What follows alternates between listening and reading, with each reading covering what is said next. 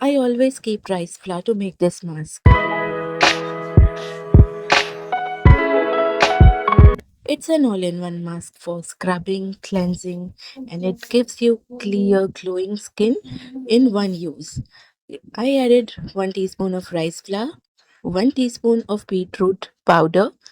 The beetroot powder is quite lumpy as it was kept for so many days, so I'm just breaking out the lumps. We don't need many ingredients to make this face mask, but the result is amazing. You must try it and then comment to tell me how it is. Okay, so here the powder is ready. Now I'll add 2 teaspoons of yogurt. Yogurt hydrates and brightens skin.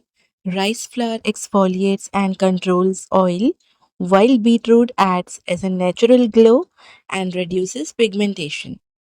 You must try this face mask for its powerful blend of hydration, gentle exfoliation, oil control, and a natural pink glow all in one. Apply a thick layer of this mask on your face and neck and let it sit for 20 minutes. You can scrub it as it has gentle exfoliating property. So I am scrubbing it and then I will keep it for 20 minutes. Can you see the glow? I just love this mask. Subscribe for more.